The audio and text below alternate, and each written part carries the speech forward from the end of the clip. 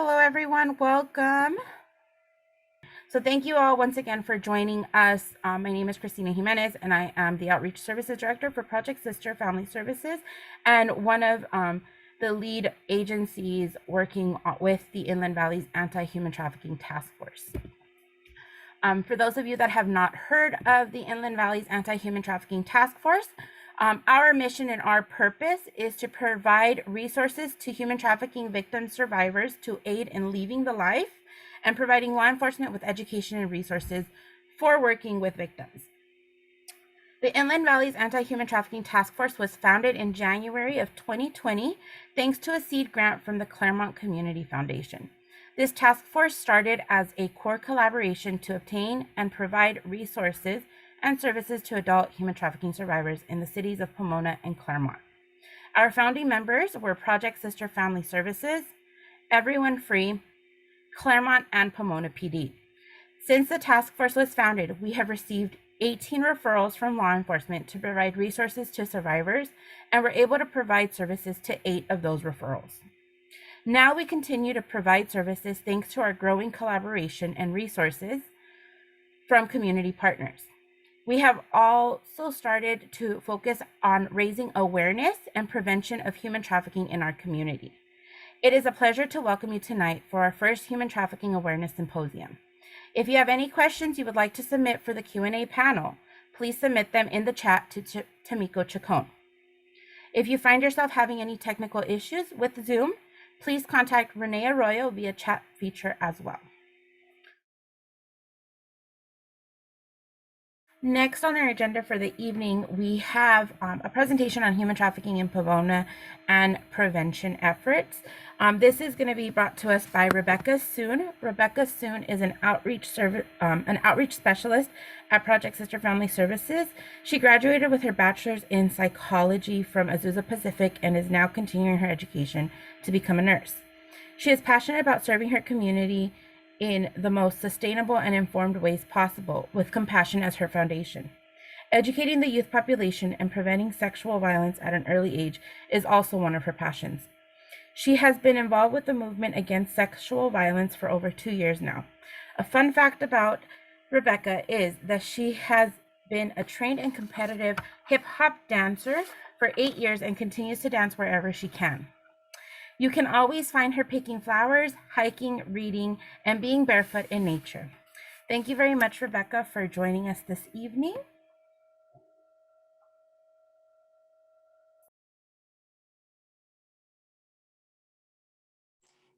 Awesome. Thank you, Christina, for introducing me. And I just want to say thank you again, Emily. It is not lost on any of us. I just want to honor you and just thank you. Thank you for being with us, and thank you for letting us see into a little bit more of really what it is and what comes with that. It's not just, it's not just someone getting caught up. It's so much. And I wish we could talk about this, because we could talk about this for hours and hours.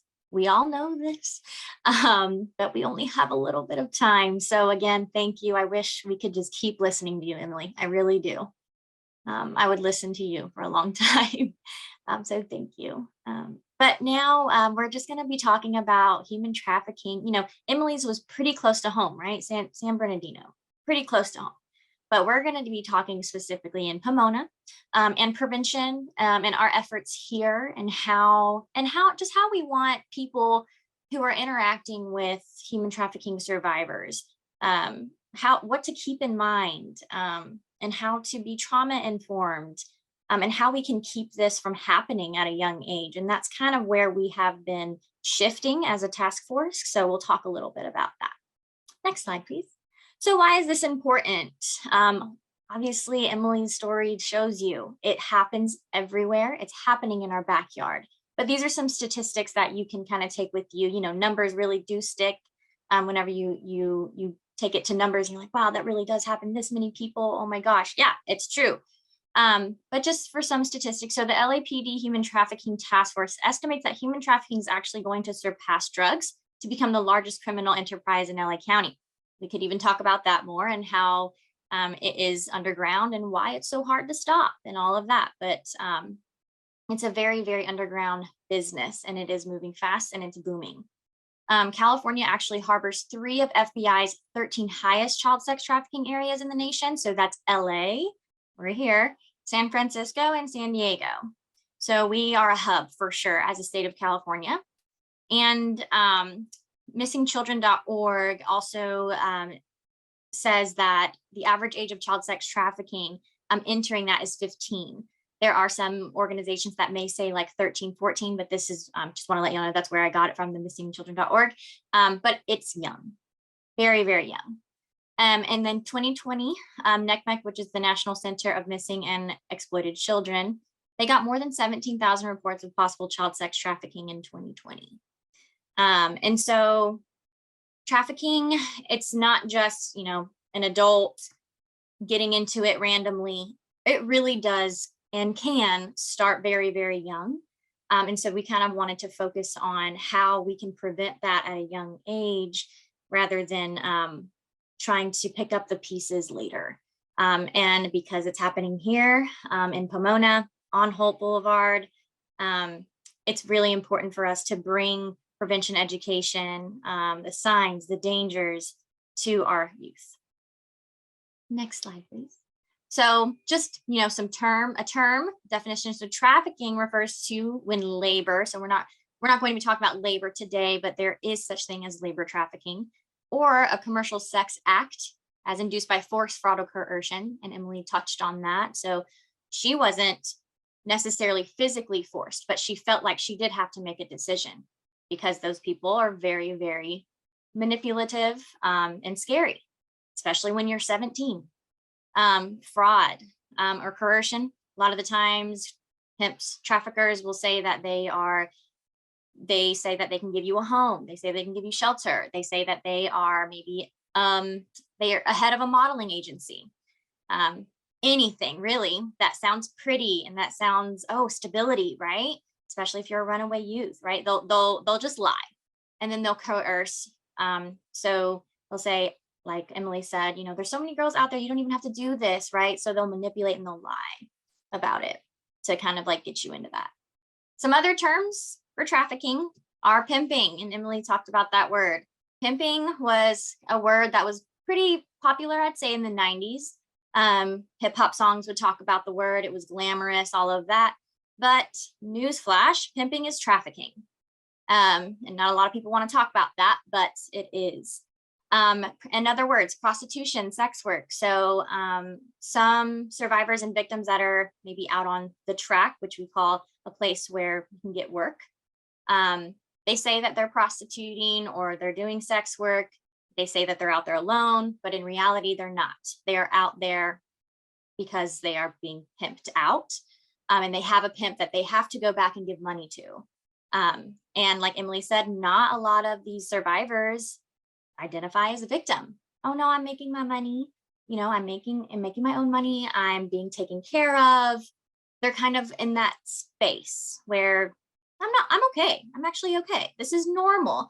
And Emily Trafficker, this is normal. All the girls are doing it. It's like, again, it's you get caught up in it.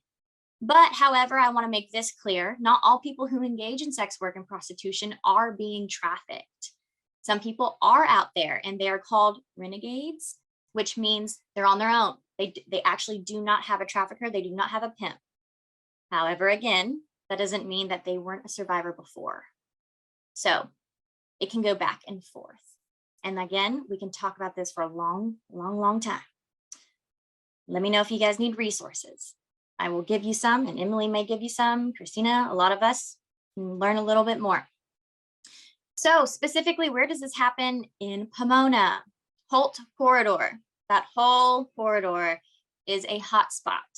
And I'll be talking about some like YouTube videos in just a moment that some people will specifically talk, oh yeah, I was on Holt. My pimp put me out there. They'll talk about Holt Corridor. They'll talk about Indian Hill. They'll talk about Fig, which is in LA, close though. But in Pomona, Holt Corridor, Indian Hill Boulevard up into Claremont, all the way up there. Hotels and motels, fun fact, Pomona used to have hourly rates at their motels. And that is no longer a thing, which is great, because that is where the pimps and the traffickers would do their business. They would have their clients come into the motels and everything. And so that was shut down, which is great. So it happens in the hotels and the motels in Pomona. And then social media, which is not just in Pomona, but we have to think about that with our youth. They're all over social media. That's all they do. And it's very, very common for these youth to meet people and to make friends. But also, what were the three things? Force, fraud, coercion. Fraud. A lot of these traffickers just lie about who they are. There's survivors who, oh, like I met this guy that was at another school. He was in Pomona. We were talking and he became my best friend, all this stuff. But really that person is a 45-year-old who is not, Brandon that said he was 14. And then you meet up with them. They're not who they say they are. Fraud. So that's really, really, really important to keep in mind that this happens in Pomona too. Next slide. So Pomona popularity. We're going to talk about some videos called Soft White Underbelly, and then Christina will come in and she'll talk about some music, rappers, and social media. But there is a YouTube channel on YouTube called Soft White Underbelly. And this man, he's a videographer. He does documentaries and he works on Skid Row. He does a ton of interviews just about people's stories. Hey, how'd you get here? How'd you end up on Skid Row? There's meth addicts, there's homeless, there's honestly anything. But a lot of the times he interviews prostitutes and they will talk about their story. They will talk about their work. But very quickly, you will hear that they are giving their money to somebody that takes care of them. And he will do multiple. So say Exotic, her name is Azariah actually. And I think this is her first interview. You see it has 7 million views. This is her first interview. And she talks about how, yeah, I work. This is how I grew up kind of thing. It's nonchalant. But then later on, you get to see actually she's really not in a good space in her life. And she actually was, her first time being trafficked, she was 13 years old. She was in the foster care system. Her parents were addicts. So that's why she went into the foster care system. So just all of these things. So, and she talks about Pomona. She says, oh yeah, I was out in Pomona. I was on Fig. So Pomona is dropped. And then there's another girl named Selena that's also interviewed. So that's Azariah. And then we have a Selena who also talks about Pomona. And these videos are very, very long and you can hear about their stories. And I promise you, there's probably other interviews like this that people talk about Holt or people talk about Pomona. So Pomona is very popular amongst human trafficking and pimping, prostitution. So it's very important to keep that in mind. What's going on here? Christina, you can talk about the next part. Yes. So one of the things with here, Pomona being a popular site for human trafficking, prostitution, we know that the Holt corridor is referred to as a blade that is part of a circuit that is coming from interstates. It may start in Sacramento, make its way down to LA, Long Beach, through Pomona, San Bernardino, over to Tucson, Phoenix, all the way to San Antonio. It is something that we often hear about it, and it is in our media, right? It's in the music. We have rappers, we have a culture of hip hop and rap that glorifies a pimp culture, glorifies the conversations of having control over women, selling them, putting them out for sex, for drugs, or money. And a rapper that is widely known as a pimp has roots here in Pomona. Some of you may or may not be familiar with Sugar Free. Sugar Free is a former pimp. He has not pimped in, I believe, 14 years. He says that he gave up the life. However, he's gone on interviews talking about how he's turned women out, girls out on Holt Avenue. He's glorified it in his music.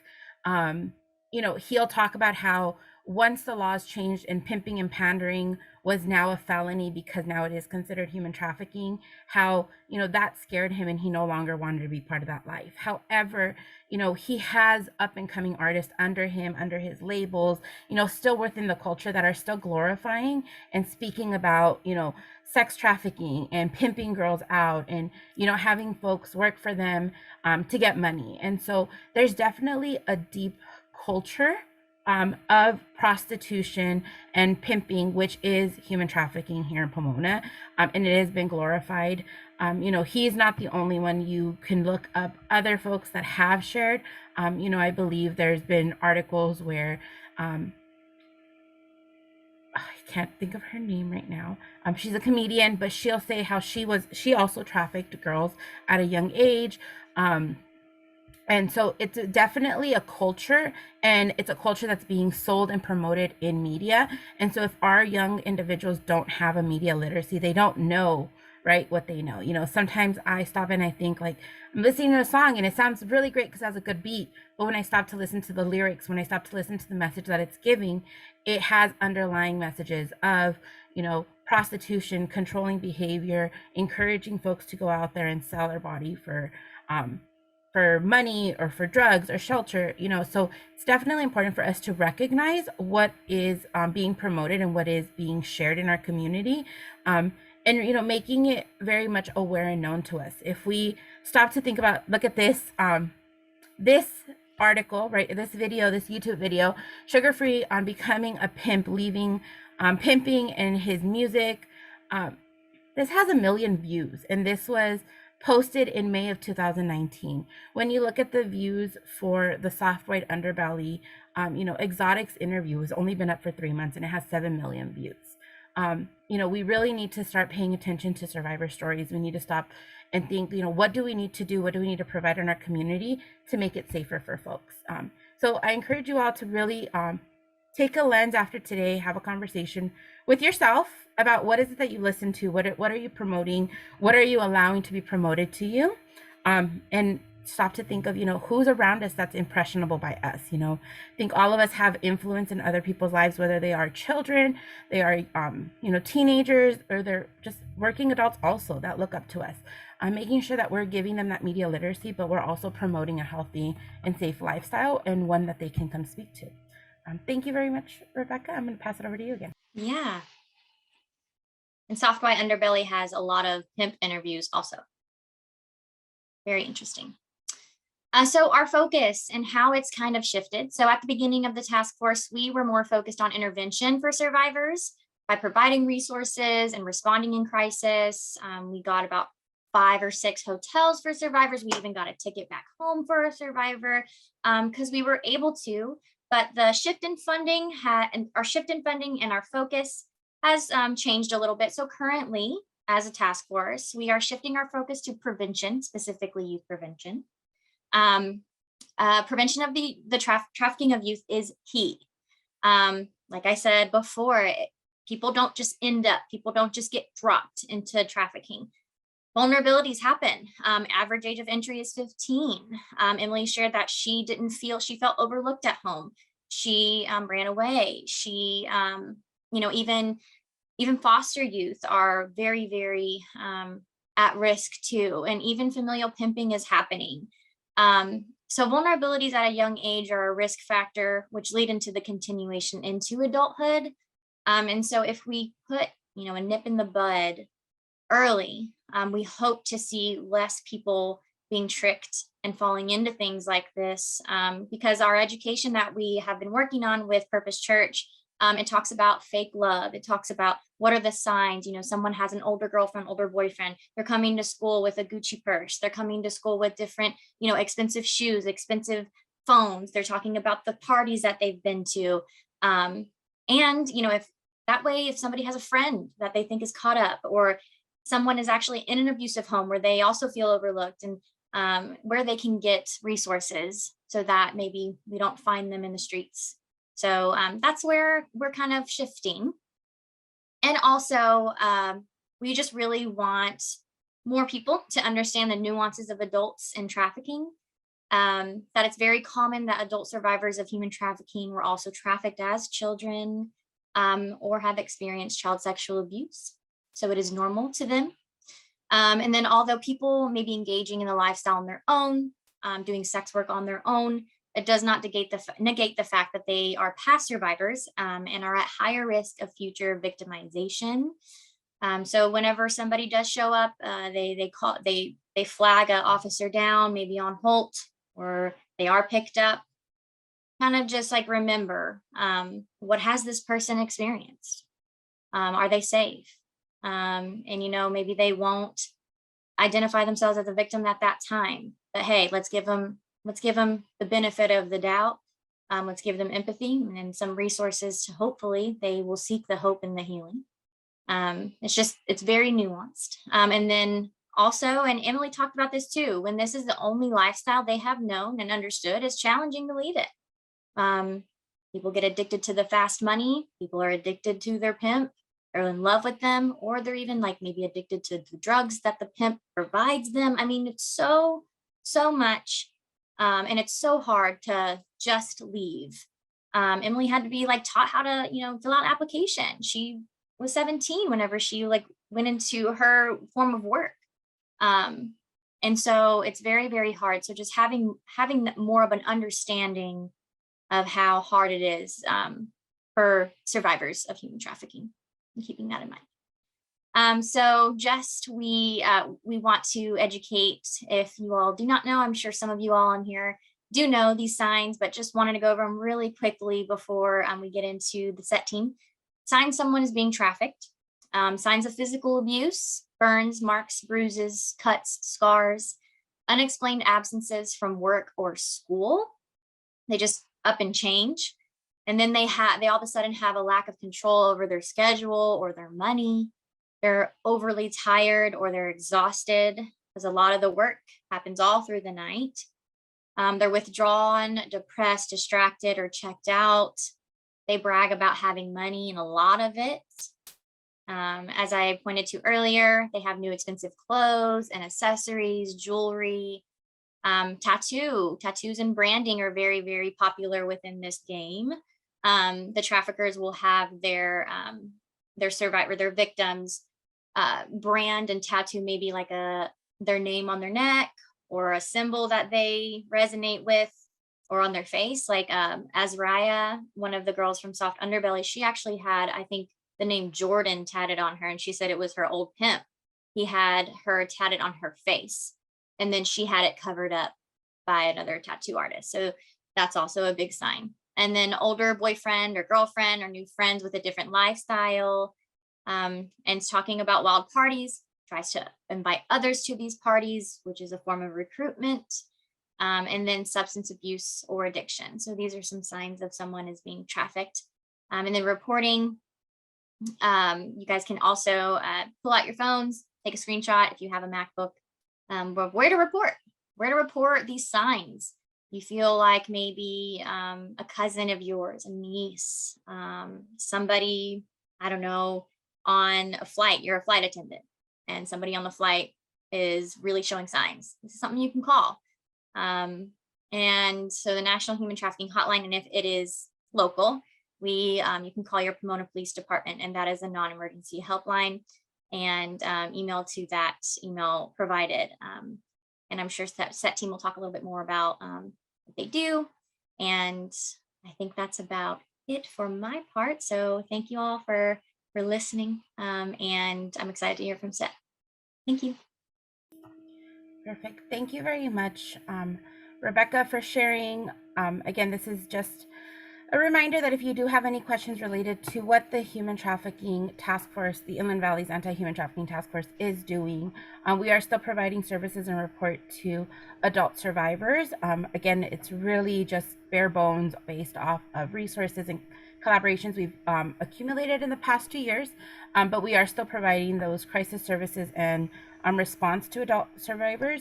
But we are also now shifting to a community education and prevention focus for youth. So thank you very much, Rebecca, for sharing your presentation this evening.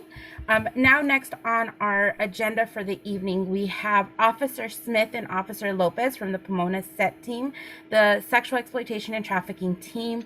Officer Smith has an associate's degree in behavioral sciences and a bachelor's degree in psychology. Officer Smith has been with Pomona PD for 7 years, 2 years in the jail and 5 years as an officer. She was a patrol officer for 3 years before joining SET in October of 2019. She has extensive training in human trafficking investigations, sex crimes, and specialized training in gang culture. Officer Lopez has been an officer for 5 years, 1 year with the Los Angeles County Sheriff's Department and 4 years with Pomona PD. He was a patrol officer before being assigned to SET in January of 2020. He has extensive training in gang culture, human trafficking investigations, and sex crimes. Thank you very much, Officer Smith and Officer Lopez, for being with us. And we're going to go ahead and pass it on to you. Let me know when you want us to advance the slides. Thank you. Thank you. Good evening. First, I want to say thank you to Emily for sharing your story. You know, I'm sure it doesn't get easier anytime, but I think that especially getting our stories out here and our experiences when we're trying to educate the community is absolutely paramount to the success of us, you know, fighting against human trafficking. We can go ahead and move into the next slide. So on a day-to-day basis, we will be out there. You generally are probably not going to see us most of the time as we do work undercover. So our day-to-day contacts with these girls mostly revolve around the penal code of 653.22 parenthetical A Adam. So this is basically the charge of it being unlawful for them to loiter for the purposes of prostitution. So on a given day, this is what the community is seeing as they pass down the whole corridor and Indian Hill Boulevard.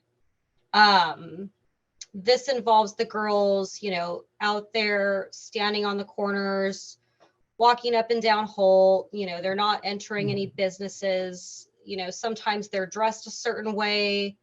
You can see them waving at vehicles occupied by low male motorists and also approaching these vehicles and at times even standing in the middle of the roadway, causing traffic concerns and things of that nature. So that's basically what's catching our attention and what's creating the contact between us and now the sex worker. We can move on to the next slide. So once we have formulated enough evidence to now go and contact that person and start building our investigation, we may move into the area of 647 parenthetical B. And this penal code is basically going to involve an act in furtherance. So now that the young female has contacted somebody, this is going to be the deal made between them as far as, okay, I'm going to offer you this service and you're going to pay me this much for that service. So we do contact the Johns or the sex purchasers for both penal codes. However, this one right now, I will say the courts are still filing this case.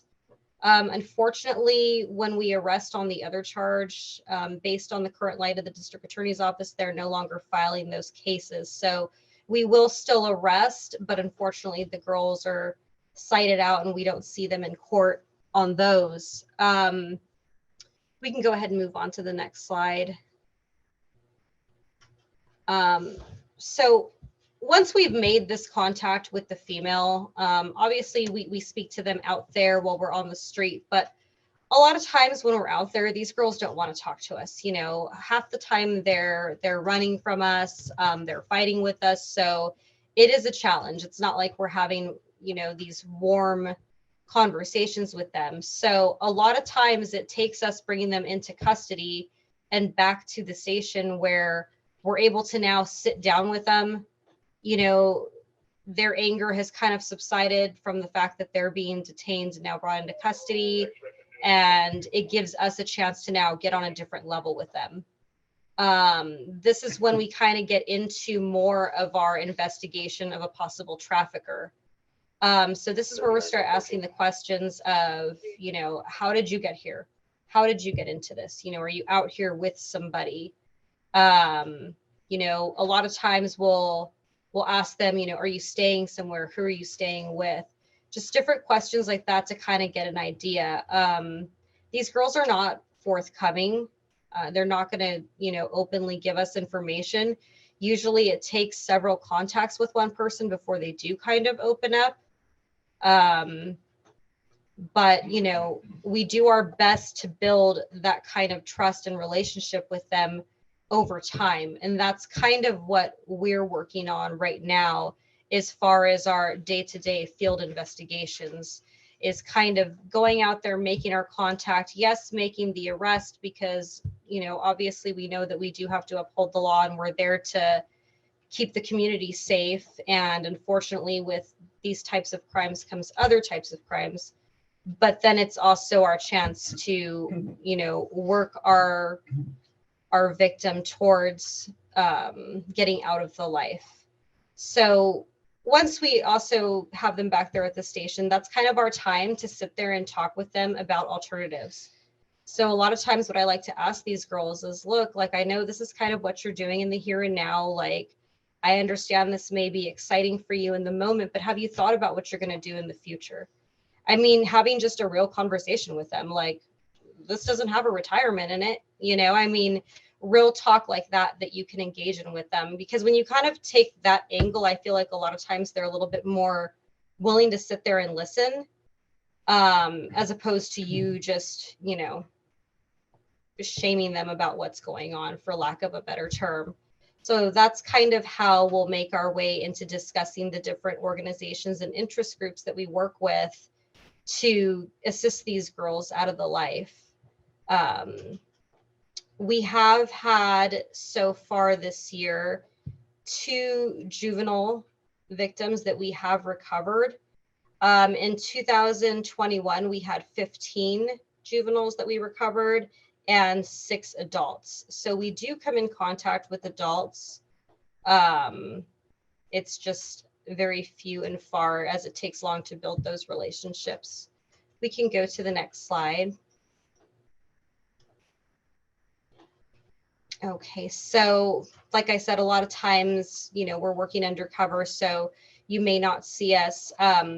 We do get contacted, though, by community members here and there while we are out there. So if you see us, we're more than happy to sit there and talk with anybody and kind of explain to them what we're doing and what's going on. We actually welcome that, because networking with community members in the different neighborhoods that we end up contacting these girls in can also be very helpful to us, because it kind of gives us an idea of, what neighborhoods are they going in? Because a lot of times these girls aren't just going back to the motels, but they're engaging in this activity within the communities as well, in the small pockets and small side streets and stuff. We do work with several outside agencies right now. These collaborations, I think, have been very successful for us, as far as networking and sharing information about different people that we're coming into contact with and different people that we are trying to build cases on. Obviously, I can't go into too much detail involving that, but that is something that we are very excited about, and that we think has definitely helped us move along in different cases, whether it's our case or us assisting another agency with their case. And it also helps kind of bring in different points of views and different levels of expertise that different officers have, especially when we're dealing with different demographics in different areas. Thank you very much, Officer Smith, for sharing and for presenting with us. We thank the collaboration and we thank the work that the SET team does. I know that you all have grown since you all started. I believe the SET team started in 2020. In 2020 it started. Okay, perfect.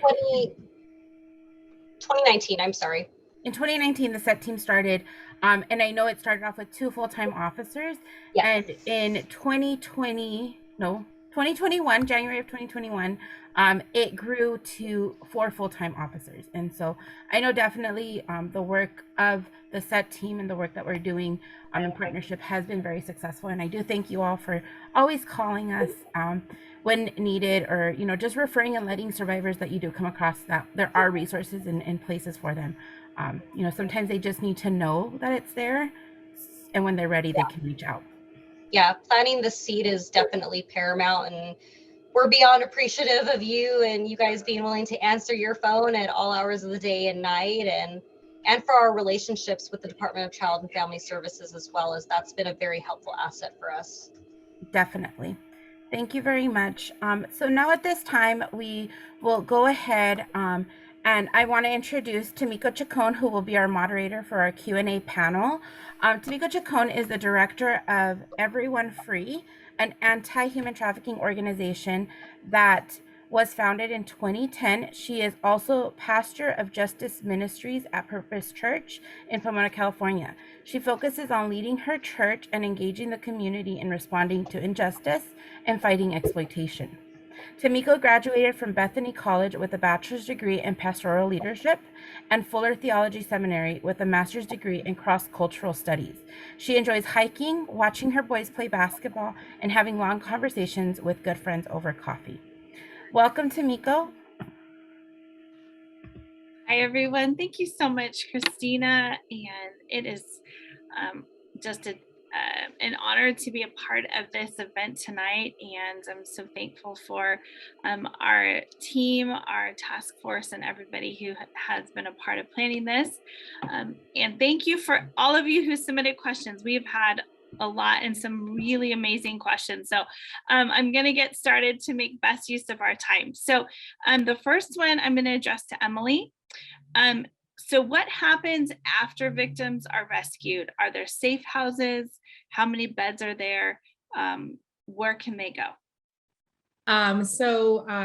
Well, for the program that I work for, after they are rescued or after they have decided to escape the life, we do have a safe house here in San Bernardino County.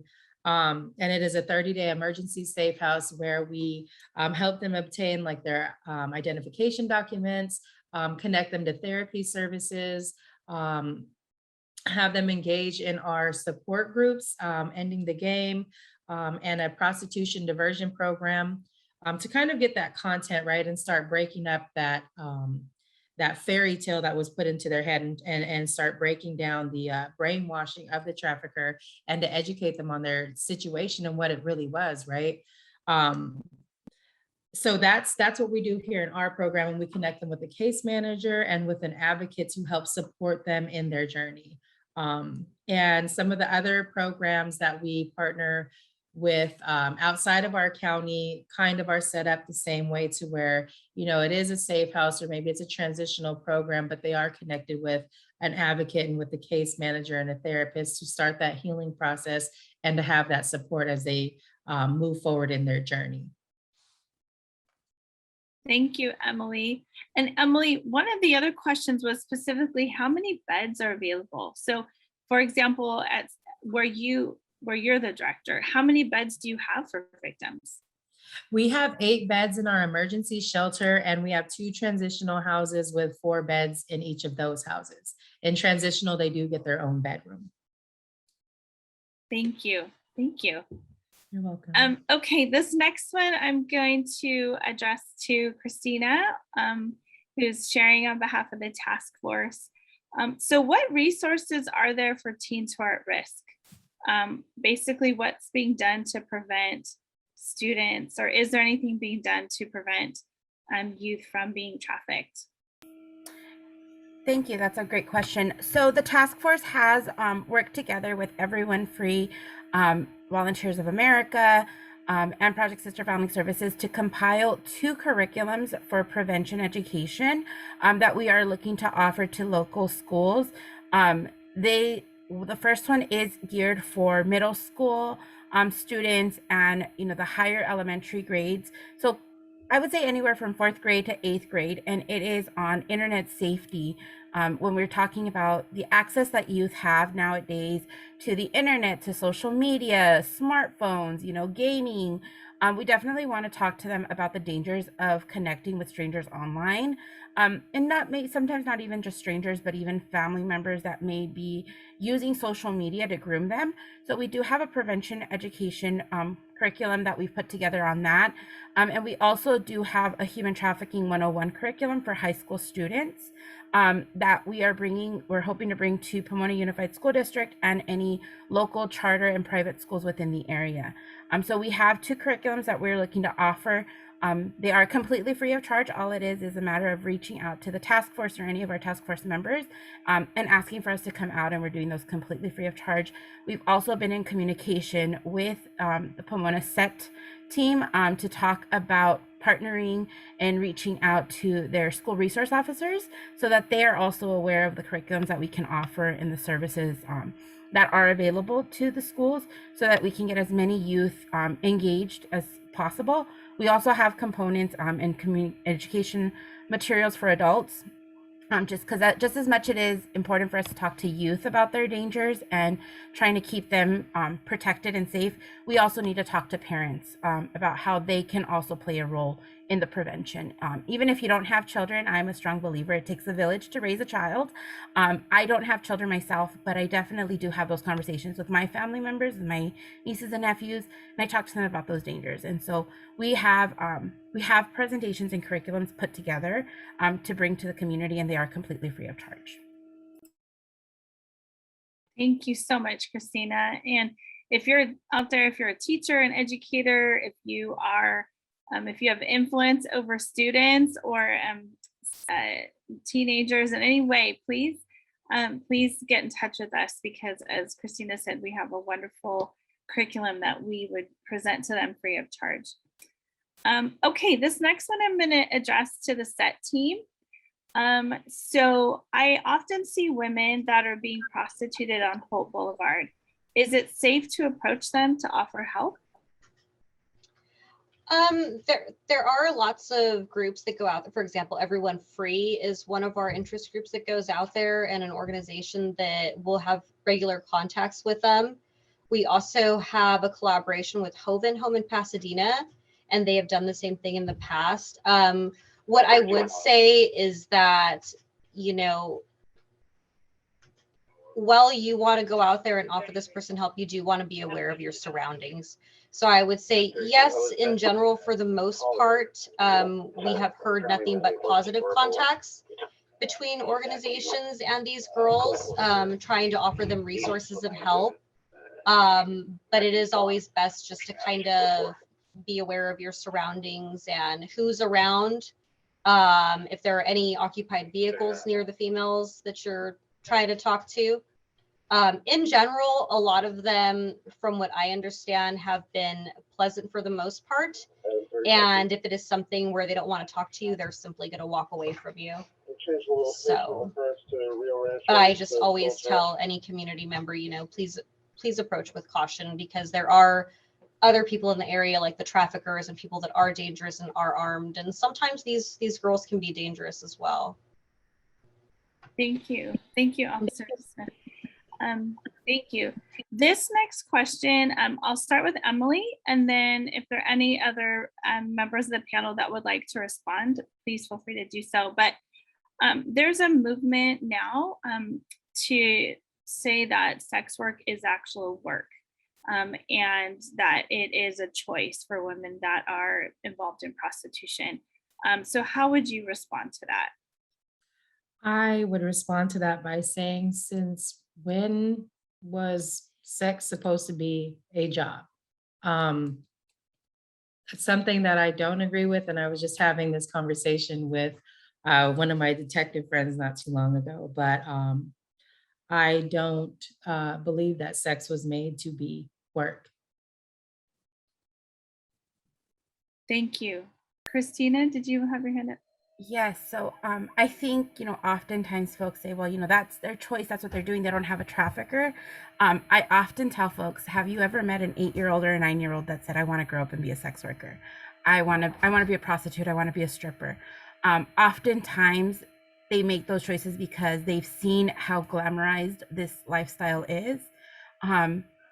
Sometimes, as we, Rebecca shared in her presentation, is it's the only lifestyle they know.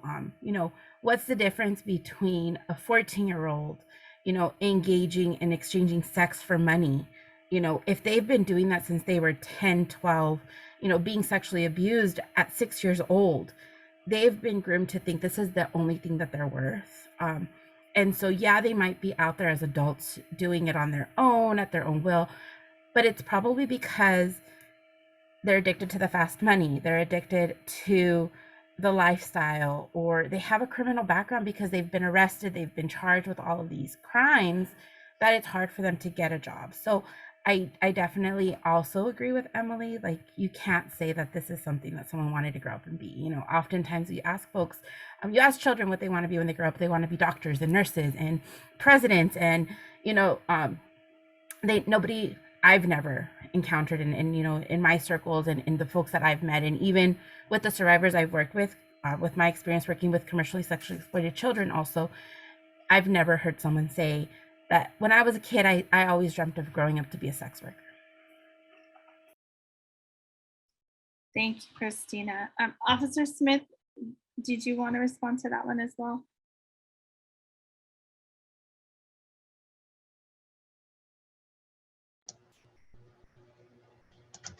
Sorry about that. I was having a technical difficulty.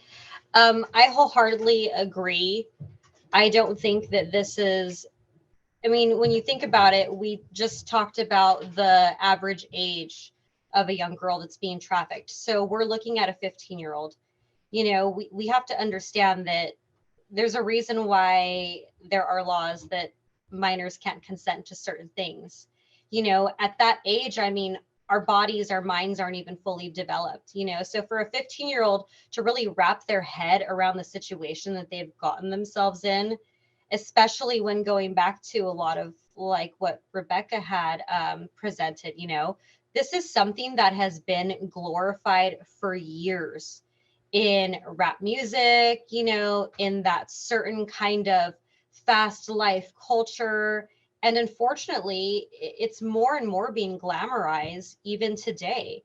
I mean, you watch like an MTV awards show. I mean, I don't know who has time for that. I certainly don't.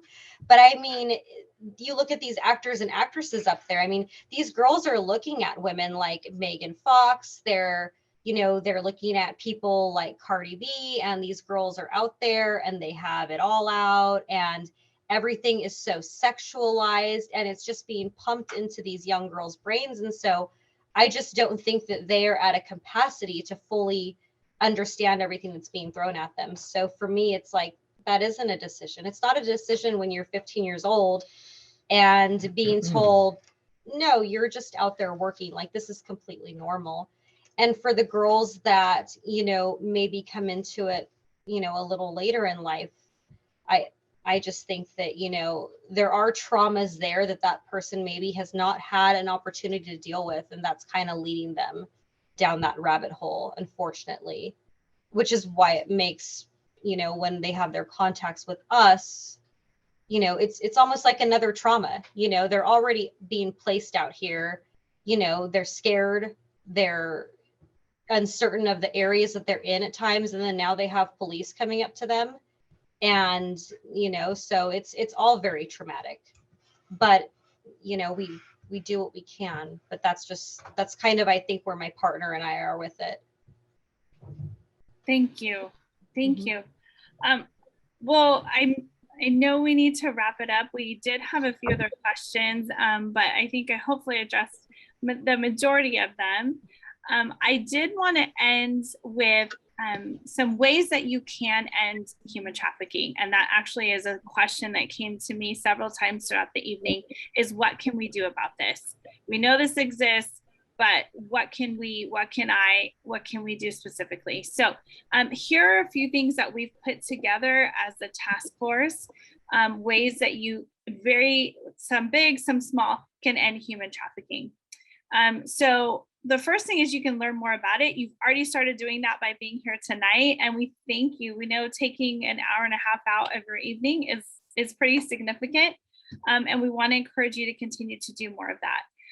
We have human trafficking awareness posters that we would love to just canvas this entire city and Inland Valley with. So if you would love to take some of those posters, please get in touch with us. Enter the National Human Trafficking Hotline number into your phone. So you can Google this, take a screenshot of what you see here today, but just store that in your phone. So if you ever suspect something, just call that number. You can join our task force. I did get some questions about how to do that, and we are going to respond to you individually about that, of how to get connected with us. And you can donate to a local organization, one of our organizations that's part of the task force. Donate resources or your time to the work that we're doing. And then just a couple other real specific things. Our next meeting is February 9th. We would love to have you. It's on Zoom. We try to make it as accessible as possible. So we'd love to have you join that. We're doing a Freedom Bag Work Day. That's the organization that I'm a part of here at Purpose Church, where we pack backpacks that are given out through the SET team and other organizations and other social service providers directly into the hands of survivors. I know we've given some to Emily and several other organizations that we partner with. There's a wonderful movement called It's a Penalty to raise awareness about how human trafficking is at a peak during major sporting events like the Super Bowl, which is happening here in Los Angeles. And so unfortunately, that's kind of the dark side of an event like that. So you can get involved in that. And then just reach out to any of us to how you can support our work. One of the things I really love to say is that everyone can do one thing to end human trafficking, and that one thing might set someone free. So you may think it's small, but it could be so significant, or it could be one thing in a chain of events that happens in the life of somebody who's trapped. Like Emily was, and it can be one of the things that helps to set them free. So we want to challenge you after logging off tonight to pick one thing to do, because we really believe that that one thing can make a difference. Thank you. Back to you, Christina. Thank you, Tamiko, and thank you to everyone that was part of our presentations this evening and on our panel. We want to thank everyone that has attended with us this evening. I know that we got a lot of questions coming in, and so we'll definitely try to see if we can do something else in the near future where we can answer more questions. The call to actions, we do have infographics that were dropped in the chat box. They will also be emailed to all of those that have registered for this evening. So if you provided us with your email or your contact information, you will have that. You will also get the contact information for Renee. She'll be our point of contact if you are interested in joining the task force. I can't tell you all, there's nothing that's too little or too big that you can do to help and get involved. And so we definitely welcome, when we first started the task force, it was very provider heavy because of the confidential information that we shared, but we are looking to bring more community and to get more volunteers trained on how to approach this issue and help strengthen the work that we're doing. So thank you everyone for your time, and a special thanks to our planning committee members that were from Everyone Free, Volunteers of America Los Angeles, and Project Sister Family Services. Thank you all once again, and I hope you all have a lovely evening. Thank you. Bye, everyone.